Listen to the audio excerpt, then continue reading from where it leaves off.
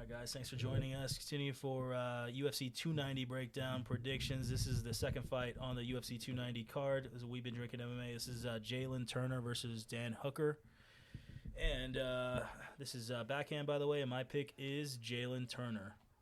Yeah, Jalen Turner with his striking. This is not going to be a grapple fest or a wrestling fest. It's going to be who can throw better that day. So, yeah, absolutely. Turner's got the reach, two-inch reach advantage. Leg reach is unbelievable. They call him the tarantula for a reason. Yeah, because his legs are just like get to you. Yeah, unbelievably long. He's got a really good front kick. He uses it. Yes. The leg kick is really good. He uses his range real well. He's in and out with his kicks. Combinations, right? Yes. Fast combination on counters, going forward. Scary. Dan Hooker is not... the way he fights is he's a gamer. He wants to fight. Yeah.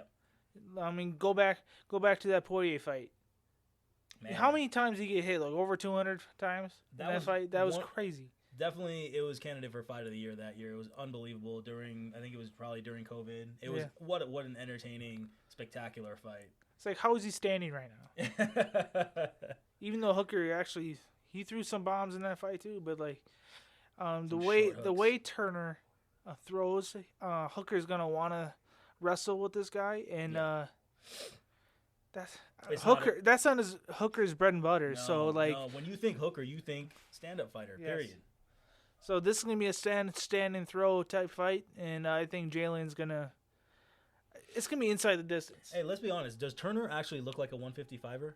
No. He looks like he's 6'3". He looks like a 175er, 180 pounder. Yeah. He looks like Adesanya. Yes.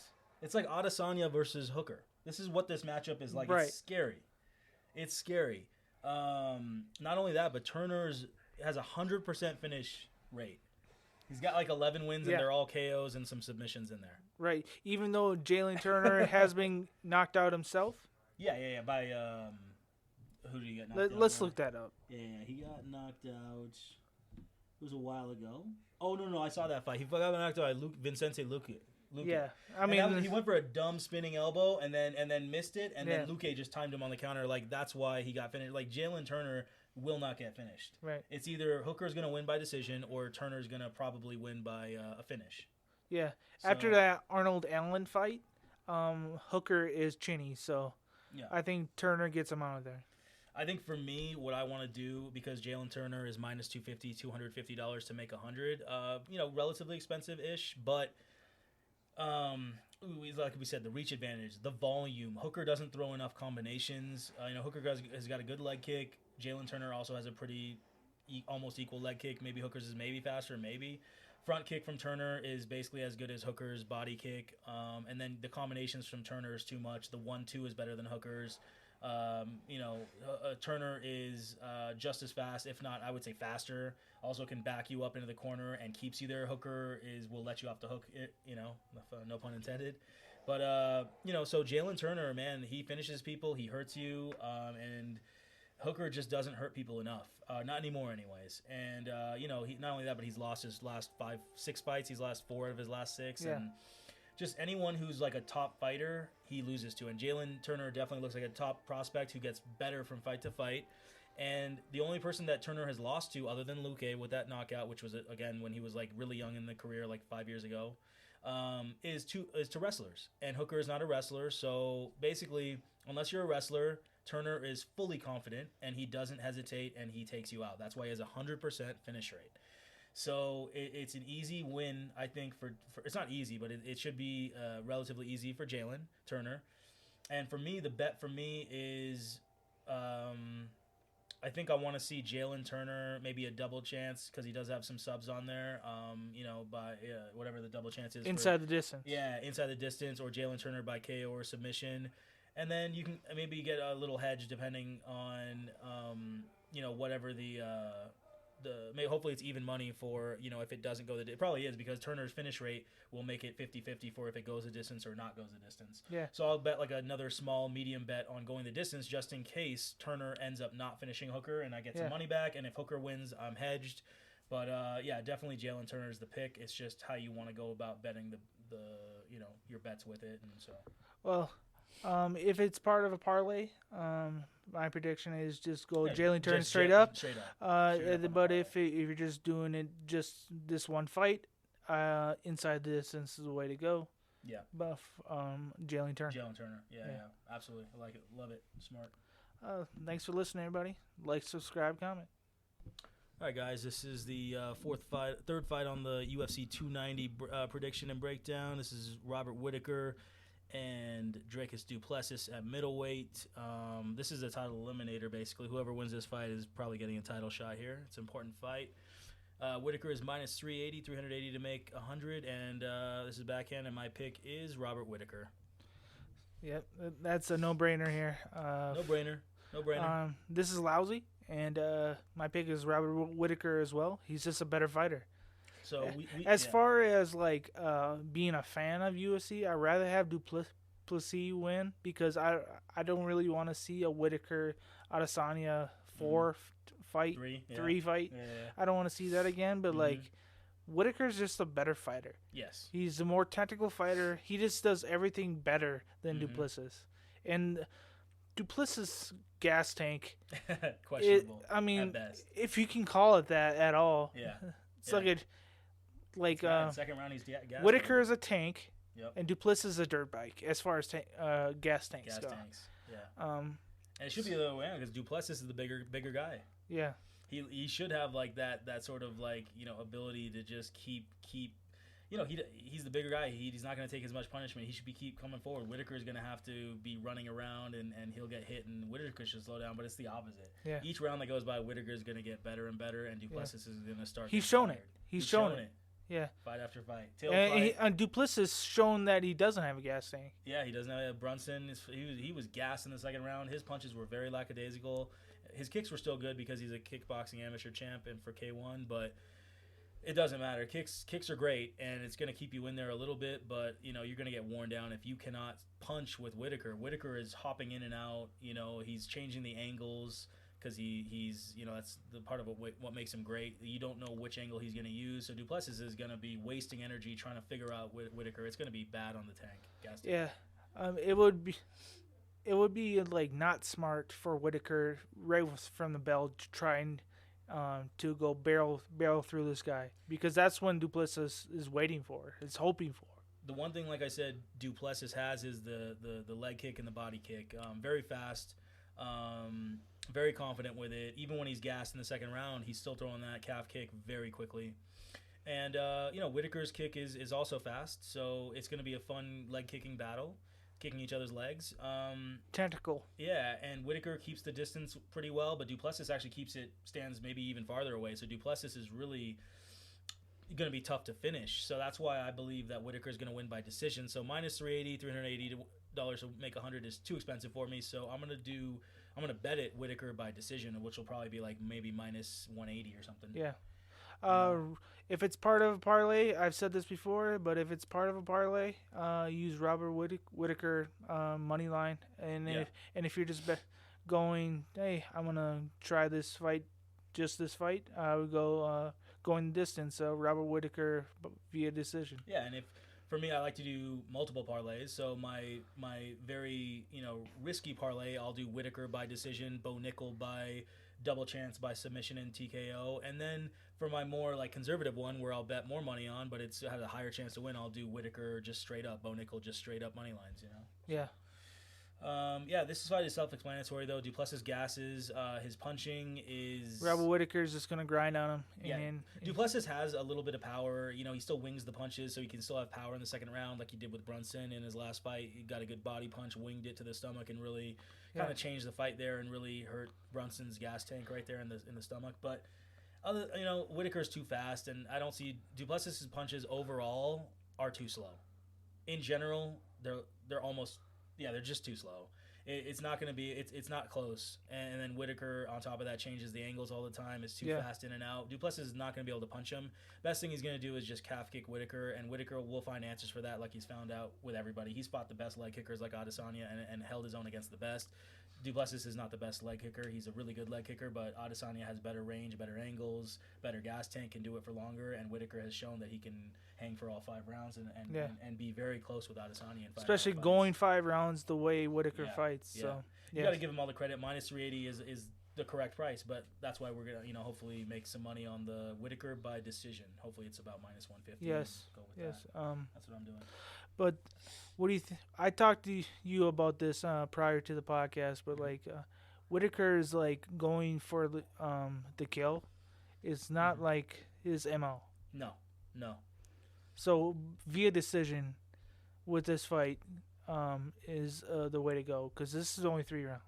Yeah, I mean Whitaker already you look at his last 4 fights, they're all decisions.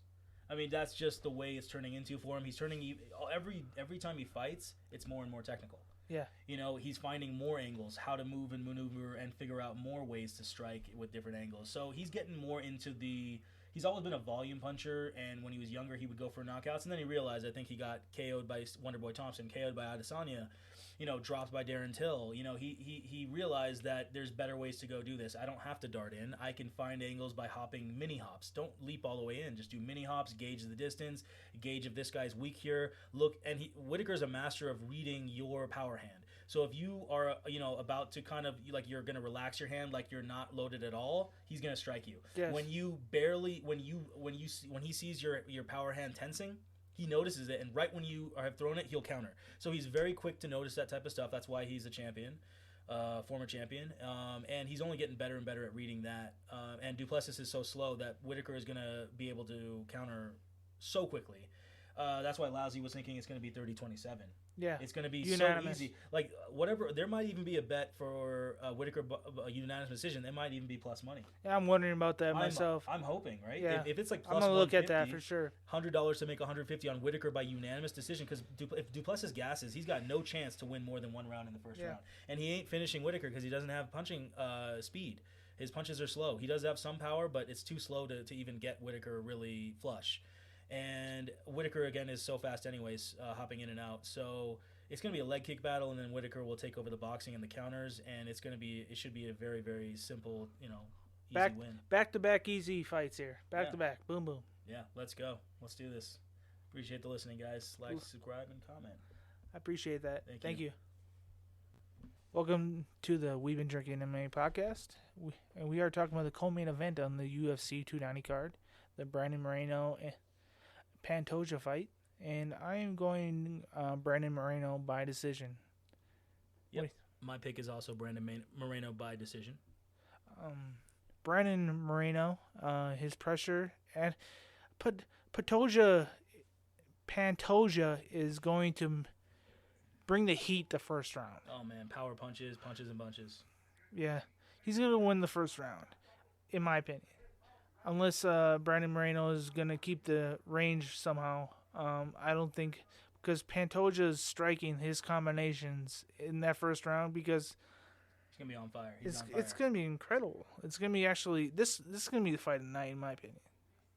This is going to be one of the best.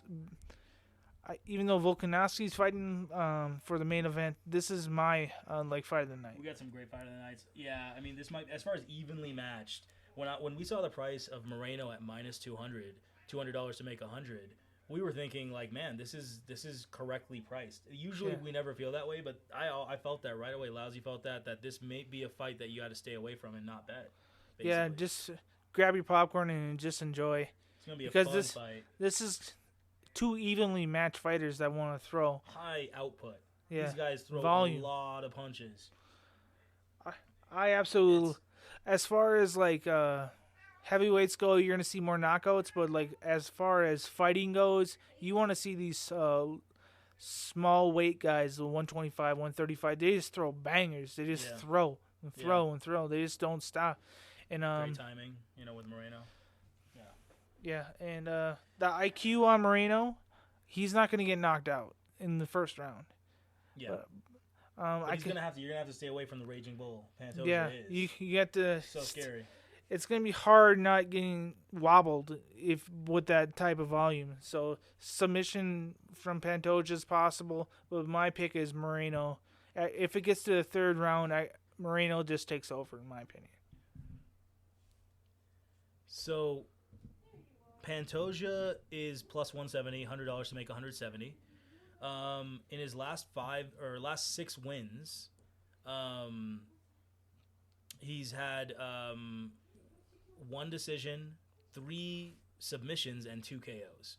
So he's a finisher, and he's truly finishing everybody. He's finished his last 2 fights. He submitted 2 top 5 guys. He submitted Eric Perez, Alex Perez, excuse me, and also he submitted Brandon Royval by submission. And then he beat 3 fights ago. He beat Manel Kopp, so he's on a 3-fight win streak. Deserves his title shot. Manel Kopp is an amazing fighter. Very amazing fighter. It's a guy that phenomenal head movement, just otherworldly type looking talent. So I could see why most people, even Moreno, would decision Kopp. You're not going to knock out Kopp, basically, unless Kopp is being an idiot and showboating. He's one of those super talented, ultra talented, amazing balance, amazing in and out. He just looks like an absolute champion. He throws with heat and just knows how to time you. He's just truly a spectacle to watch. But so my point is that basically Pantoja's a finisher. Pantoja mostly finishes by submission, some KOs. So. And Pantoja does not get finished. He loses if he does lose, which is not very often. He loses by decision. Yeah. So we're thinking this is the plan. I mean, we talked about this beforehand because this is a very complicated bet here in our opinion. So Pantoja by submission is gonna be probably around plus 250, $100 to make $250, maybe a little bit better. But so a small bet on that, I feel like is what Pantoja's route to victory is, and then another smaller even bet on maybe Pantoja by KO. Pantoja's not going to win by decision because he's hot in the first round. In the second round, he's just not the same guy.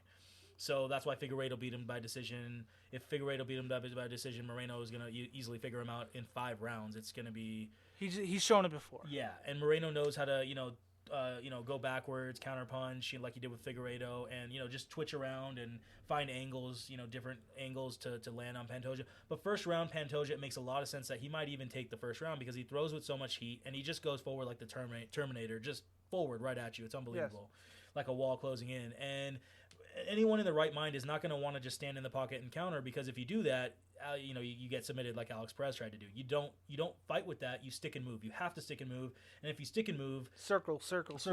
Like the thing is that Pantoja's going to get you. He's going to kick you, leg kick you. He's gonna probably land more strikes in the first round. I mean, it's possible because he's just putting that much pressure. You have to run, and it's going to be tough for you to score on the run. So Pantoja, if he wins the first round, then Moreno will become cheaper and maybe it'll be an even money fight. Then Moreno becomes cheap. Then Moreno actually makes sense to bet on as long as Pantoja doesn't knock him out or finish him in the first round, right?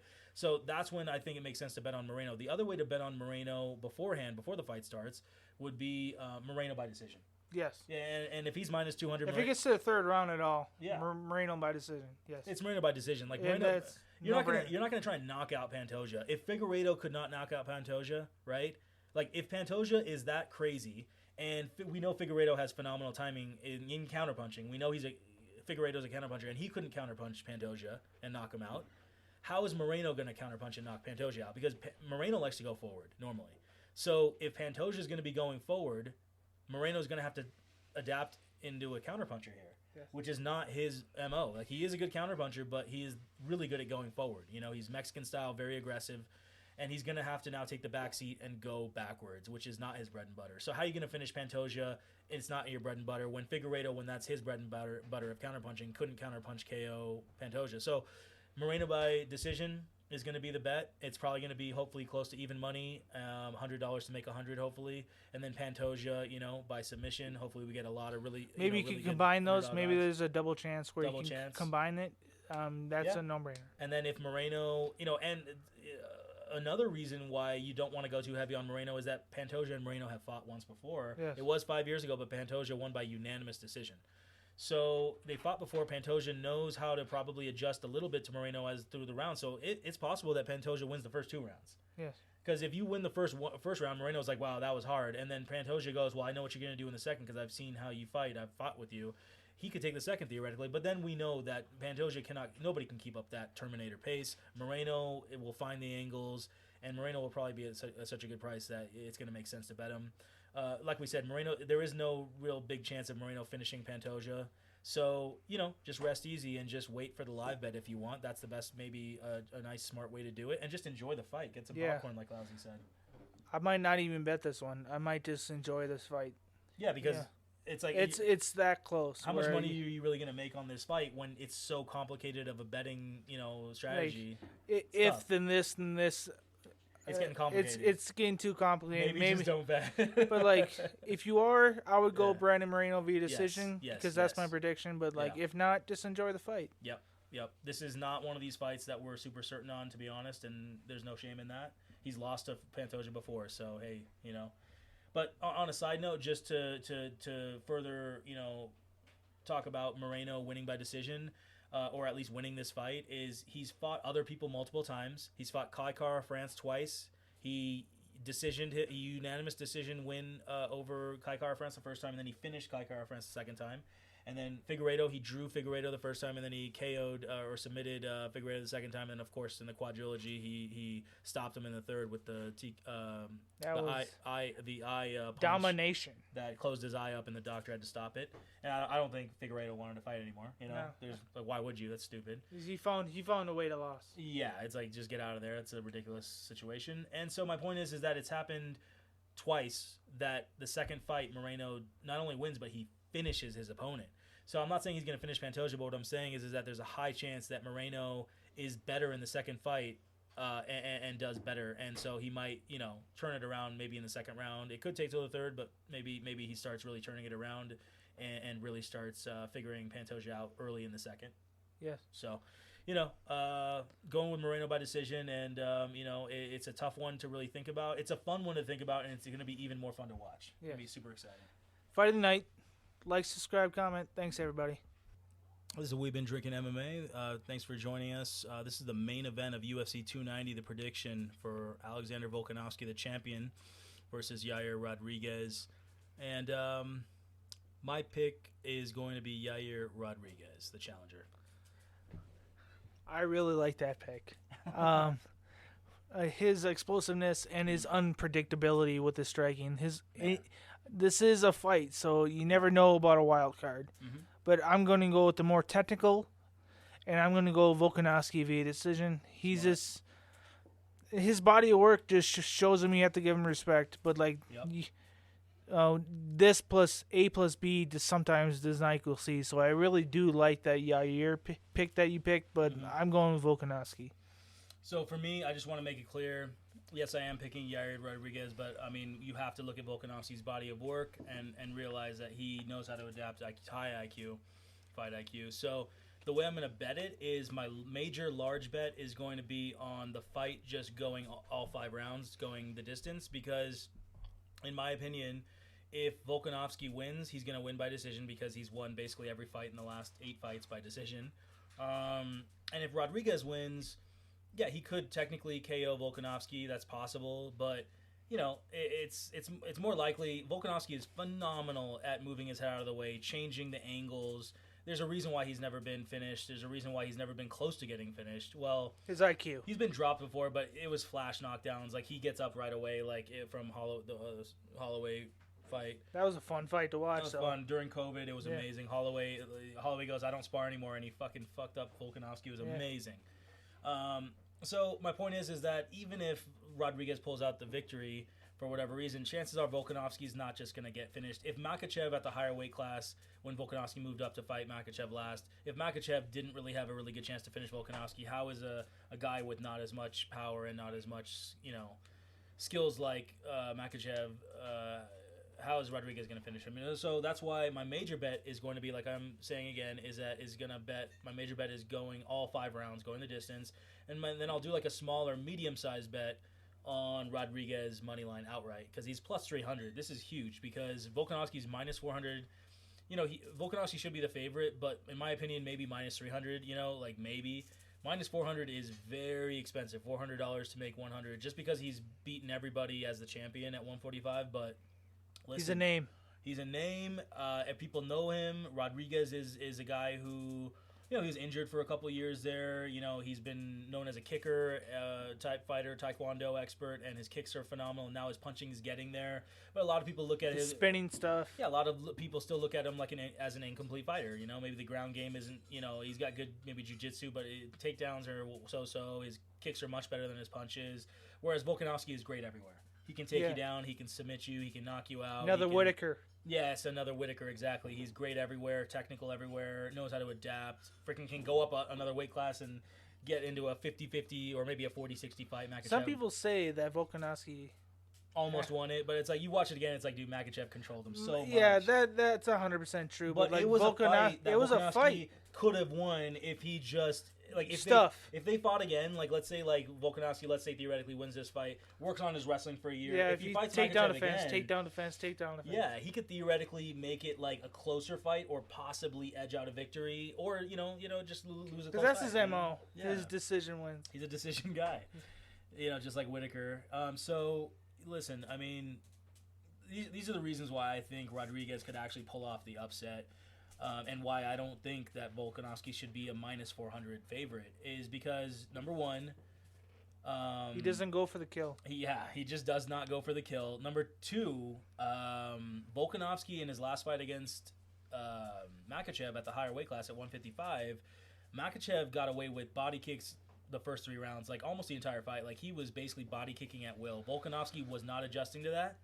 And if you're having trouble against Makachev's body kick, Rodriguez's body kick is better and faster and more powerful than Makachev's body kick. So, yeah, if Makachev landed, Rodriguez is going to land even more with that body kick. Body kick is huge because it can shut you down. You can really just get you, it gets you in the liver once on the left side of your body, or I guess it would be your right side of your body. Just buckles you. You're done. You are done with one shot sometimes. Yeah. I mean, I could see Rodriguez just hitting him like 2, 3, 4 times in the first, 2, 3 times in the second, and then all of a sudden the fight just flips to Rodriguez, and Rodriguez just starts lighting him up and kicking him, leg kicking him. Rodriguez's leg kicks are amazing. Volkanovski is standing, in my opinion, a little bit too close. He used to be a little bit quicker. In my opinion, age is a factor in this fight because Volkanovski is now 30. Head movement. Yeah, man. Volkanovski is 34 years old.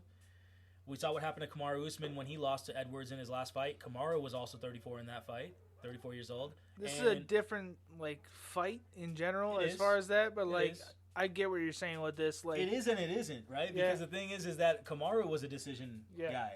He was a decision guy who had wrestling with some power, and Volkanovski can wrestle and has power. A little bit more technical than Kamaru in the striking, but he's a decision guy. Yes. And he's getting older. That's true. And so, Leon Edwards, who beat Kamaru, was 30 years old when he beat him last year, and Rodriguez is 30 years old. I'm not saying it's going to happen. I'm just saying it's funny how that works. And Leon Edwards is a kicker. Yeah. Rodriguez is a kicker. Yes. There's a lot of similarities. Here. And the slower you are, the older you get, and Volkanovski's a tank. He's taken so much damage over the years just to everywhere. He's 5-round wars are not easy to sustain over a long period of time. Ask Kamaru Usman.